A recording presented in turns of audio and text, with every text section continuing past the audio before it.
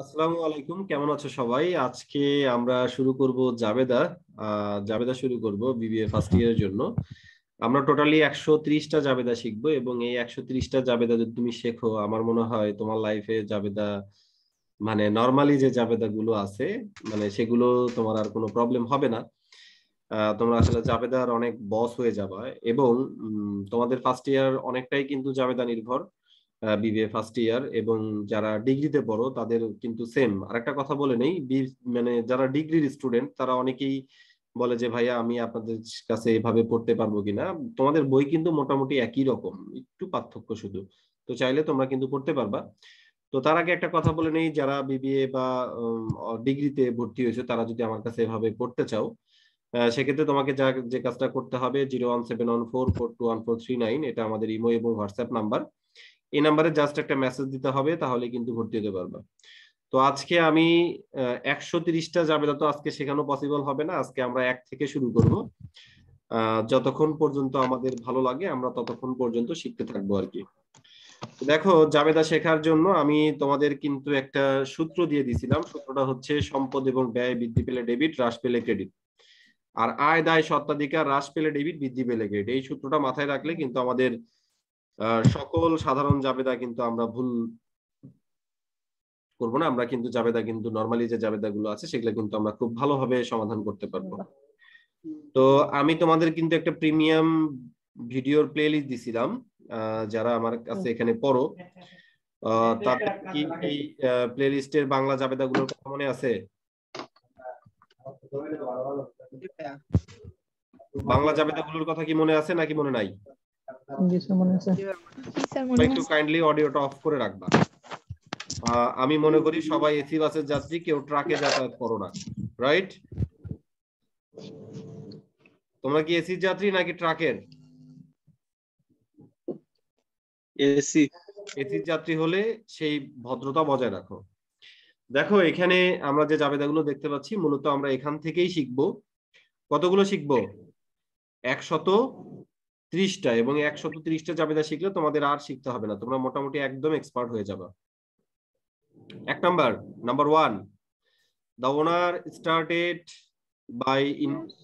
started business by investing cash টাকা 50,000, furniture টাকা 10,000, merchandise টাকা 5,000। বলছে মালিক 50,000 টাকা নগদ, 10,000 টাকা আসবাবপত্র এবং 5,000 টাকার পণ্য নিয়ে ব্যবসা আরম্ভ করলেন। তো দেখো, এটা জাবেদা কি হবে? আমি একটু অ্যান্সারটা দেখাই, তাহলে তোমরা ভালোভাবে বুঝতে পারবা।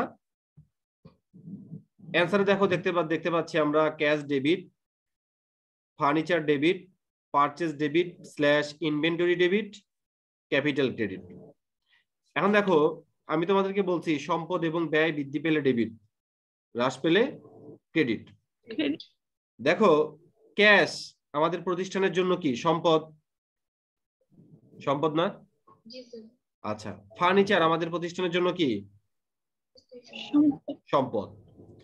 পারচেজ মানে ব্যয়, পারচেজ অর্থাৎ ব্যয় অর্থাৎ ক্রয়, পণ্য ক্রয়, ক্রয় বোঝাচ্ছে। তো এটা আমাদের কি ব্যয়, ব্যয় বৃদ্ধি পাচ্ছে ডেবিট। আর ক্যাপিটাল, এগুলো যেহেতু কে নিয়ে আসছে, মালিক নিয়ে আসছে, তার মানে ক্যাপিটাল কি হবে? ক্রেডিট, কারণ এটা মালিকানা সত্ত্ব। মালিকানা সত্ত্ব বৃদ্ধি পেলে কি হয়? ক্রেডিট হয়। এখন তোমরা অনেকেই বলতে পারো এখানে কি আমরা পারচেজ লিখবো নাকি ইনভেন্টরি লিখবো, কোনটা লিখবো? পারচেজ হচ্ছে আমাদের ব্যয়, ইনভেন্টরি আমাদের কিন্তু সম্পদ, মাথায় রাখবা। যদি আমাদের কালান্তিক বা সমাপনী অর্থাৎ পিরিয়ডিক আমাদের মজুদ পণ্য নির্ধারণ করার সিস্টেম কয়টা? একটা নাকি দুইটা?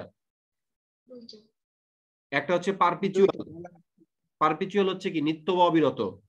নিত্য বা অবিরত কি? পারপিচুয়াল ইনভেন্টরি সিস্টেম জিনিসটা কি এটা একটু বোঝাই তোমাদের। পারপিচুয়াল ইনভেন্টরি সিস্টেমটা হলো, আমরা যদি মজুদ পণ্যের হিসাব, ধরো একটা পণ্য বিক্রি হয়ে গেল, ধরো আমাদের কাছে টোটালি 10টা পণ্য আছে, 10টা পণ্যের ভিতরে একটা পণ্য বিক্রি হয়ে গেল, আমাদের মজুদ পণ্য কত থাকলো তাহলে? 9টা। মানে একটা পণ্য তুমি বিক্রি করার সাথে সাথে যদি ধরো তোমার মজুদ পণ্য কয়টা থাকলো সেটার হিসাব করো, তাহলে সেই সিস্টেমটা হচ্ছে কি? পারপেচুয়াল বা নিত্য বা অবিরত মজুদ পণ্য পদ্ধতি। আমি কথা বুঝতে পারছি? আমি কথা বুঝতে পারছি? জি স্যার। আর পিরিয়ডিক্যাল বা পিরিয়ডিক বা কালান্তিক বা সমাপনী মজুত পণ্য পদ্ধতি কি? হিসাবকালের শেষে ধরো তুমি 1 বছর পর পর হিসাব করো, 1 বছর শেষে তোমার কতগুলো পণ্য দ্রব্য আছে সেটা হিসাব করা, অর্থাৎ সারা বছর বিক্রি টিক্রি ক্রয় বিক্রয় করতে করতে বছরের শেষ দিনে তোমার কত টাকার বা হিসাবকালের শেষ দিনে তোমার কত টাকার মজুত পণ্য থাকলো, সেটা হচ্ছে কি তোমার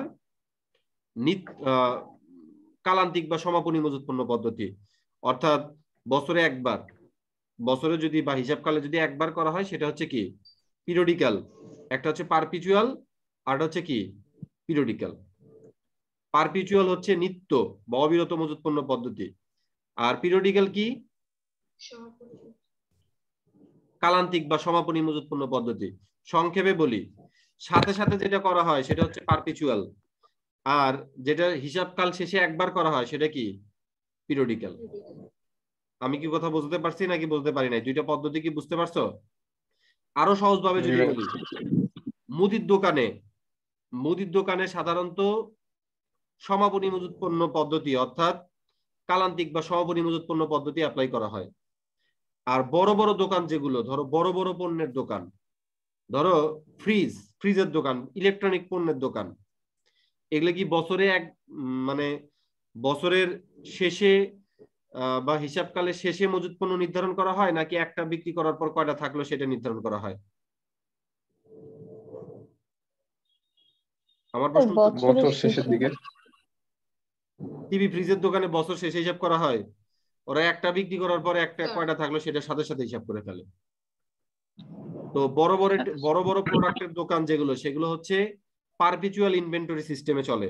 অর্থাৎ একটা পণ্য বিক্রি করার সাথে সাথে, ধরো তোমার দোকানে 10টা টিভি আছে, 10টা টিভি থেকে তুমি 2টা বিক্রি করলা, তাহলে তোমার মজুত পণ্য কয়টা থাকলো? 8টা।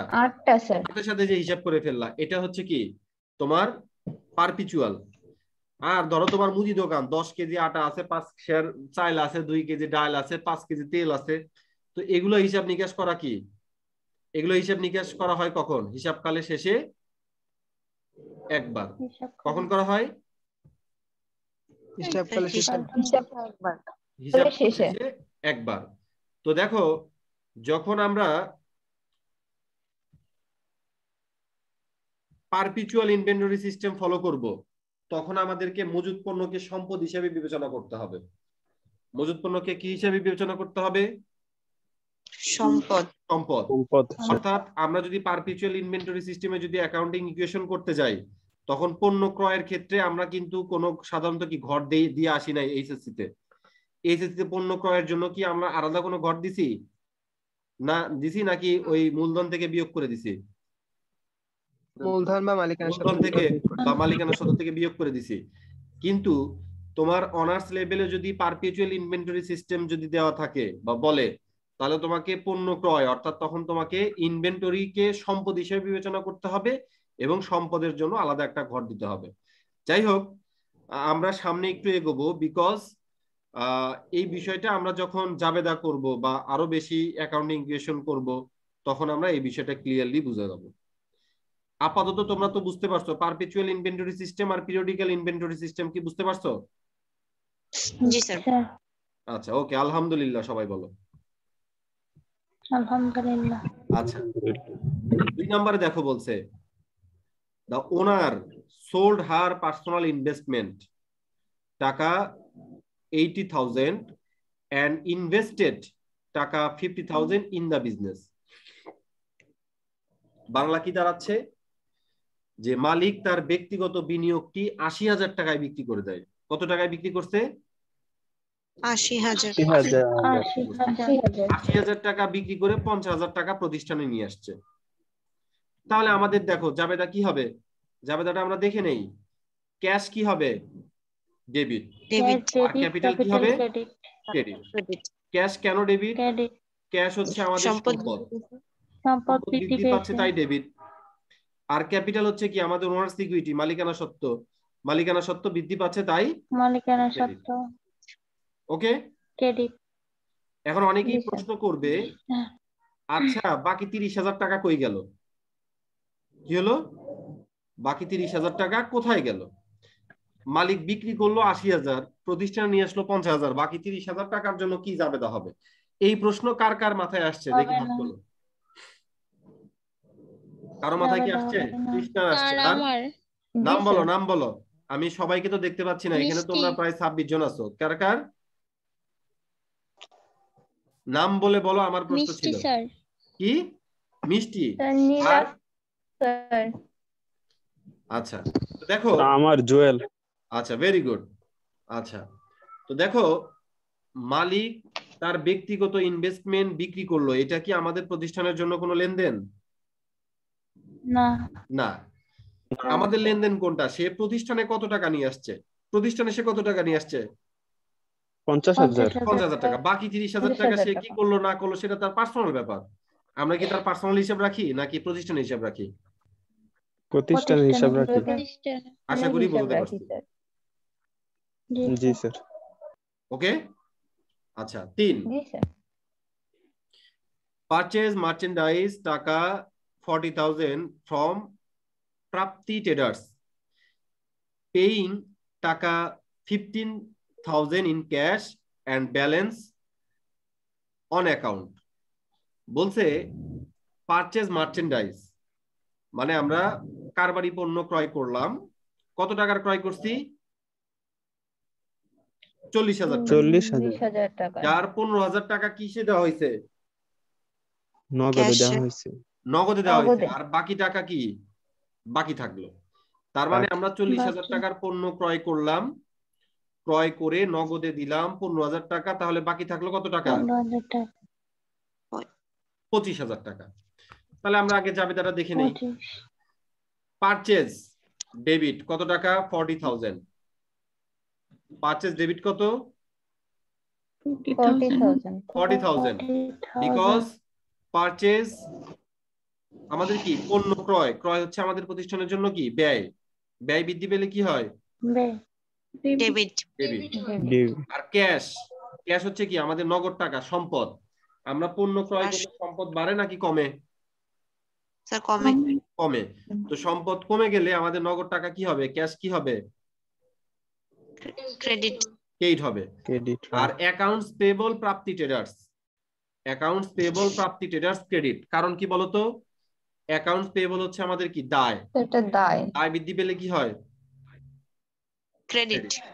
এখানে আমাদেরকে এইভাবে লিখতে হবে, to record merchandise purchase on cash and on credit বা অন অ্যাকাউন্ট। কথা কি বুঝতে পারছো কিনা বলো? বুঝতে পারছো? জি স্যার। আচ্ছা, তো নিচের এগুলো না লিখলে হবে না? না লিখলে হবে না। ধরো তুমি কলেজে গেলা, জুতাটা পরে গেলা না, তৃষ্ণা, এখন খালি পায়ে গেলে কি তোমাকে ক্লাস করতে দিবে নাকি দিবে না? দিবে। দিবে। আচ্ছা, তোমার কি ক্লাস করতে মন চাবে খালি পায়ে গিয়ে? দিলে অন্যরকম ভাবে তাকাইবে সবাই। পরিপূর্ণ হলো না। যদিও ক্লাস করতে হয়তো বা দিবে, হয়তো ভাববে যে মেয়েটার জুতা নাই, অথবা রাস্তায় ছিঁড়ে গেছে, অথবা হয়তো কুকুর টুকুর ধাবার টাবার মারছিল, জুতা তুলে কি দিছে, দৌড় দিছে, করতে পারে নাই, এরকম কিছু একটা ভাবে নিবে মানুষ, তাই না? তো জুতা ছাড়া যেমন তুমি অপরিপূর্ণ, মানে পরিপূর্ণ না তুমি, তেমনি এই ব্যাখ্যা ছাড়া জাবেদাও কি পরিপূর্ণ না। তোমার ব্যাখ্যা তো জাবেদার একটা অংশ। মানে আমি একটা কথা বুঝি না যে ব্যাখ্যা দিতে হবে কি হবে না, এই কথা প্রশ্নটা কেন আসবে? বিকজ জাবেদার একটা অংশ হচ্ছে ব্যাখ্যা। এখানে তুমি কি লিখছো? Accounts title and explanation. এই যে আমরা হিসাবের শিরোনাম লিখতেছি এবং তার কি দিচ্ছি? ব্যাখ্যা দিচ্ছি। কথা বুঝতে পারছো? এটা অবশ্যই দিতে হবে। যদি কেউ বলে কোশ্চেনে, যদি কখনো, যেমন ধরো ইন্টারমিডিয়েটে তোমরা অনেক জায়গাতে দেখছো প্রশ্নে বলে দিছে ব্যাখ্যার প্রয়োজন নাই, এরকম প্রশ্ন দেখছো না? তো সেক্ষেত্রে ভিন্ন প্রসঙ্গ, সেটা ভিন্ন, যে তোমাকে বলে দিছে যে ব্যাখ্যার প্রয়োজন নাই, তুমি ব্যাখ্যা তখন দিবা। বাট ব্যাখ্যার প্রয়োজন নাই এই কথাটা বলে নাই, তুমি ব্যাখ্যা দাও নাই, তোমার অবশ্যই মার্ক কাটা যাবে। আমি কি কথা বুঝতে পারছি? জি স্যার। আচ্ছা, জি স্যার। তারপর দেখো বলছে পেইড ফ্রেড বিল টাকা 1500 ফর মার্চেন্ডাইজ পারচেজ। বলতো ফ্রেড মানে কি? আমি কিন্তু এটা শিখাইছিলাম। পরিবহন। Very good. পণ্য ক্রয় করে পরিবহন খরচ পরিশোধ করা হলো 1500 টাকা। তাহলে জাবেদা কি হবে? ফ্রেড ইন, দেখো ভাষাগুলো একটু শিখে নাও। Freight in, carriage in, transportation in, যে কোনো একটা লিখবা। কি কি লিখবা? Trade in, trade in, carriage in, transportation in. Cash এগুলো হচ্ছে কি ডেবিট, আর ক্যাশ কি credit. To record credit, freight on merchandise purchase. দেখো ফ্রেড ইন অর্থাৎ ক্রয় পরিবহন আমাদের প্রতিষ্ঠানের জন্য কি? ব্যয়। ব্যয়, ব্যয় বৃদ্ধি পেলে কি হয়? Debit, debit. আর নগদ টাকা আমাদের প্রতিষ্ঠানের জন্য কি? সম্পদ, সম্পদ হ্রাস পেলে কি? ক্রেডিট। ক্লিয়ার কি বিষয়টা? জি। আচ্ছা, ওকে। তারপর দেখো 6 merchandise return to Prapti traders টাকা 500। প্রাপ্তি ট্রেডার্সকে 500 টাকার পণ্য ফেরত দেওয়া হলো। দেখো প্রাপ্তি ট্রেডার্সের কাছ থেকে যখন আমরা ক্রয় করি তখন আমাদের জাবেদা ছিল পারচেজ ডেবিট। আমরা কি 5 নাম্বার, আমরা 5 নাম্বারই তো বলি নাই, তাই না? জি জি স্যার। স্যার 5 নম্বর বলেন। 5 নাম্বার আগে বলতে হবে। লেখো accountants given notes payable issued two Prapti traders for টাকা 10,000। বলছে প্রাপ্তি ট্রেডার্সকে 10,000 টাকার বিলে স্বীকৃতি দেওয়া হলো।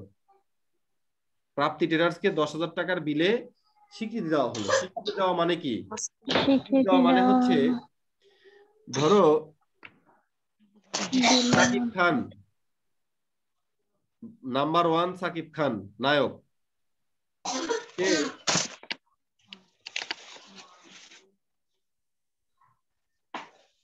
ছেলে আব্রাহামকে স্বীকৃতি দিছে, কিন্তু বউ, আমাদের বগুড়ার মেয়ে নামটা কি? অপু বিশ্বাস, অপু বিশ্বাসকে স্বীকৃতি দেয়নি। রাইট? হ্যাঁ, বলছে ছেলে আমার কিন্তু বউ আমার না, বলছে কি না? আচ্ছা, তো তার মানে কি দেখো, যেহেতু সে আব্রাহামের ব্যাপারটা স্বীকার করছে যে হ্যাঁ ছেলে আমার, আমি তাকে ছেলে হিসেবে কি দিলাম? স্বীকৃতি দিলাম। তার মানে কি তার ছেলের প্রতি তার কি হয়েছে? দায়বদ্ধতা তৈরি হয়েছে না? ছেলের ধরো ভরণ পোষণের সকল দায়িত্ব তাকে নিতে হবে। রাইট? তেমনি তুমি যদি কোনো নোটসে যদি স্বীকৃতি দাও, তার মানে তোমার নোটসের বিনিময়ে তোমাকে ভবিষ্যতে টাকা দিতে হবে। আর যে স্বীকৃতি পাবে সে ওই নোটসের বিনিময়ে ভবিষ্যতে টাকা পাবে। যে স্বীকৃতি দিবে তাকে টাকা দিতে হবে। নোটে স্বীকৃতি দিলে টাকা দিতে হয়, আর নোটে স্বীকৃতি পেলে টাকা পাওয়া যায়। কিভাবে? দেখো প্রাপ্তি ট্রেডার 3 নম্বরে দেখো, প্রাপ্তি ট্রেডার্সের কাছ থেকে তুমি বাকিতে কত টাকার পণ্য ক্রয় করছিলা? 25,000 টাকা না? জি স্যার। এই যে 3 নম্বরে দেখো, প্রাপ্তির কাছ থেকে তুমি 40,000 টাকার পণ্য ক্রয় করছো, নগদে দিছে কত? 15,000। আর বাদ বাকি 25,000 টাকা কি তোমার কাছে সে এখনো পায়। সেই 25,000 টাকার জায়গাতে তুমি তাকে 10,000 টাকার একটা নোটের স্বীকৃতি দিলা। তার মানে তোমাকে ওই নোটের বিনিময়ে ভবিষ্যতে তোমাকে টাকা কি করতে হবে? পরিশোধ করতে হবে। দেখো আমরা একটু জাবেদাটা দেখে নেই। জাবেদা হচ্ছে accounts payable Prapti traders debit. Accounts payable কেন ডেবিট হলো? অ্যাকাউন্টস পেয়েবল তোমার দায় ছিল, প্রাপ্তি ট্রেডার্স তোমার কি ছিল? দায় ছিল। যখন তুমি তাকে একটা নোটে স্বীকৃতি দিলা, তো এই 10,000 টাকার দায় তোমার হ্রাস পেল না? জি স্যার হ্রাস পাইছে। আবার 10,000 টাকার একটা দায় তোমার কি পেল? বৃদ্ধি পেল। ভালো করে খেয়াল করো, একটা দায় হ্রাস পেলো আর একটা দায় কি পেলো? একটা দায় হ্রাস পেলো না? কথা বলো না কেন? জি তুমি স্যার। প্রাপ্তি ট্রেডার্স তোমার কাছে 20,000 টাকা পেত, তার জায়গাতে তুমি 20,000 টাকাটা নোট দিলা, তাহলে 10,000 টাকার জন্য তোমার দায় কি পেলো? হ্রাস পেলো। তাহলে যে দায়টা হ্রাস পাবে ওই দায়টা কি? ডেবিট। আর নোটস পেয়েবল নামক তোমার একটা নতুন দায় বৃদ্ধি পেল, এটাকে বলা হয় একটা দায় হ্রাস করার মাধ্যমে আরেকটা দায় কি করা? বৃদ্ধি করা। তোমার নোটস পেয়েবল নামে তোমার আরেকটা দায় কি পেলো? বৃদ্ধি পেলো। তাহলে তোমার জাবেদা কি হবে? Accounts payable debit, notes payable notes credit. Payable credit. আমি কথা বলতে পারছি? স্যার একটা কথা ছিল। বলো। স্যার স্যার প্রাপ্তি স্ট্যাটাস কি সাথে লিখতে হবে, যে না লিখলে কিছু অবশ্যই হবে? লিখতে হবে, বিকজ তোমার তো একাধিক পাওনাদার থাকবে। তুমি প্রাপ্তি ট্রেডার্স না লিখলে কোনটা প্রাপ্তি আর কোনটা অপ্রাপ্তি বুঝবা কিভাবে? জি স্যার, অনেক Okay? স্যার বলে যে লেখা লাগবে না, লেখা লাগবে না, এই জন্য যারা বলে যে লেখা লাগবে না তাদের হিসাব বিজ্ঞানের জ্ঞান নাই। তুমি কমন সেন্স হিসাবে চিন্তা, তোমার প্রতিষ্ঠানের পাওনাদার কি একজন থাকবে? না স্যার, অনেকজন থাকতে তুমি পারে। যদি লিখে না রাখো তাহলে তুমি কিভাবে বুঝবা কোনটা প্রাপ্তি কোনটা অপ্রাপ্তি, কোনটা মানে কোনটা এ কোনটা বি? এটা কিভাবে বুঝবা লেখে না লিখলে? জি স্যার, বুঝছি। তারা গভীরভাবে চিন্তা করে না, এই জন্য বলে যে লেখা লাগবে না। অবশ্যই লিখতে হবে, না লেখার কোনো স্কোপই নাই। তারপর দেখো 6, merchandise return to Prapti traders. মানে প্রাপ্তি ট্রেডার্স এর 500 টাকার পণ্য আমরা কি দিয়ে দিছি? ফেরত দিয়ে দিছি। তো যখন আমরা পণ্য ক্রয় করছিলাম তখন জাবেদা হয়েছিল purchase debit, accounts payable credit. এখন দেখো, আমরা যদি 500 টাকার পণ্যকে ফেরত দিয়ে দেই তাহলে আমরা কি ওকে 500 টাকা আর দিব? যেহেতু পণ্য দিয়ে দিচ্ছি, ওই 500 টাকা কি দিব আমরা ওকে? না স্যার, দিব না। এই 500 টাকা কিন্তু আমরা দিব না। তাই আমাদের দায়টা কি পেল? হ্রাস পেল। দায় হ্রাস পেলে কি হয়? ডেবিট। তাহলে accounts payable Prapti traders debit. আর পারচেজ রিটার্ন এন্ড অ্যালাউন্স মানে ক্রয় ফেরত ও ভাতা ক্রেডিট। ঠিক আছে? বা পারচেজ রিটার্ন বা পারচেজ রিটার্ন এন্ড অ্যালাউন্স এটা লিখলে বেটার হয়। আর লাইনটা লিখে দিবা to record merchandise return to Prapti traders. তাহলে accounts payable Prapti traders debit, purchase return and allowance credit. তারপর 7, paid to Prapti traders of its balance 10% discount. দেখো এখানে কিন্তু আমাদের একটু অঙ্ক কষতে হবে। আমরা প্রাপ্তি ট্রেডার্স এর কাছ থেকে কত টাকার পণ্য ক্রয় করছিলাম? 40,000। নগদে দিয়ে দিলা কত? 15,000। 10,000 টাকা কি দিলা? Notes payable.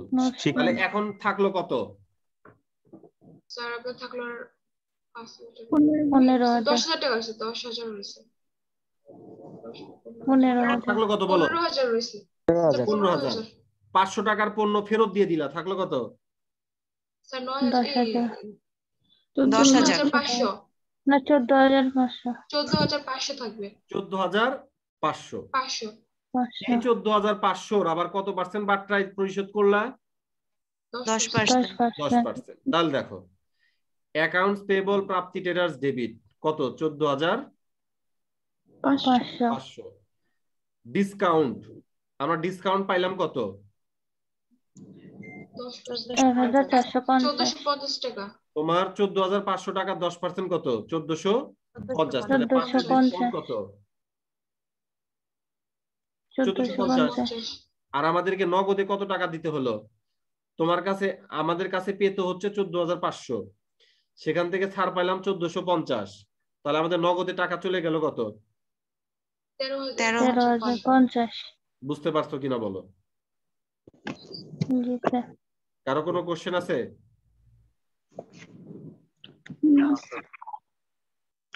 কারো কোনো কোশ্চেন আছে? না না স্যার। আচ্ছা বলো। আচ্ছা নাই। তারপর বলছে নোটস পেয়েবল পেইড টাকা 6000, বলছে প্রদেয় বিলের অর্থ পরিশোধ করা হলো 6000 টাকা। তাহলে দেখো প্রদেয় বিলের অর্থ যখন আমরা পরিশোধ করে দিব তখন নোটস পেয়েবল নামক আমাদের দায় কি হয়ে যাবে? হ্রাস পাবে। হ্রাস পাবে। তাহলে নোটস পেয়েবল হবে টাকা কত? 6000। আর ক্যাশ পেইড কত? 6000। 8 নাম্বারটা দেখো, কিন্তু কত নাম্বার? 8 নম্বর। 8 নাম্বার। নাম্বার তারপর 9 নোটস পেয়েবল ডিসঅনার্ড টাকা 4000, বলছে প্রদেয় বিল প্রত্যাখ্যাত হলো কত? 4000। তাহলে দেখো প্রদেয় বিল যখন প্রত্যাখ্যাত হবে, দেখো আমরা যখন প্রাপ্তি ট্রেডার্সকে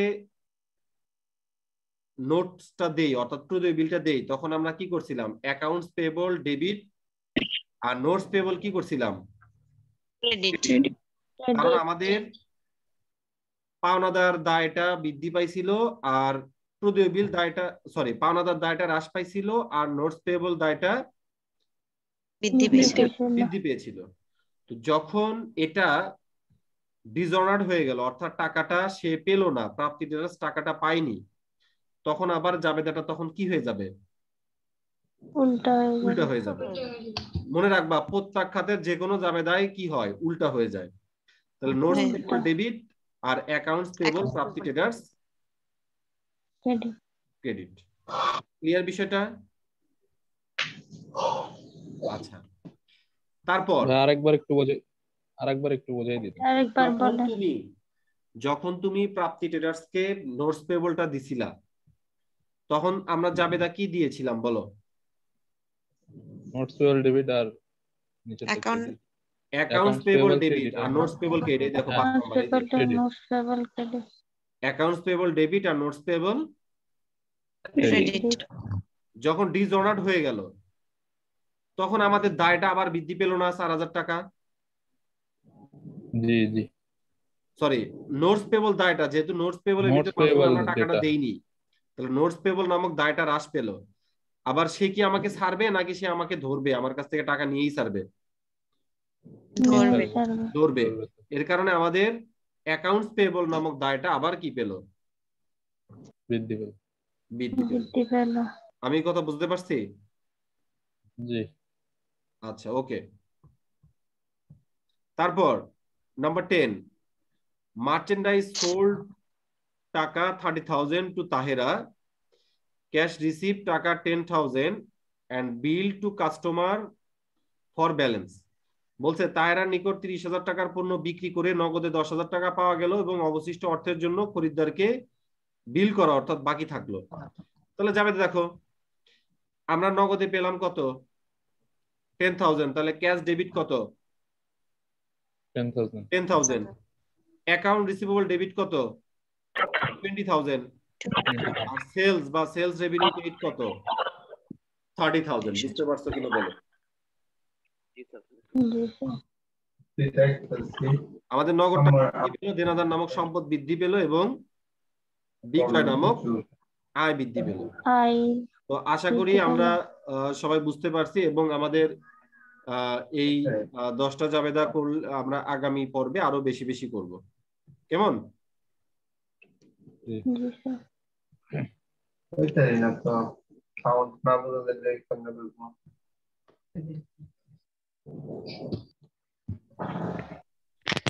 জাবেদার পিডিএফটা সবাই দিলে ভালো ভালো থাকো। হবে। পিডিএফ তোমাদের গ্রুপে দিয়ে দেওয়া হয়েছে আর এই 10টা জাবেদা তোমাদের বাড়ির কাজ সবাই খাতায় করবা, ঠিক আছে? আচ্ছা ওকে, আল্লাহ হাফেজ।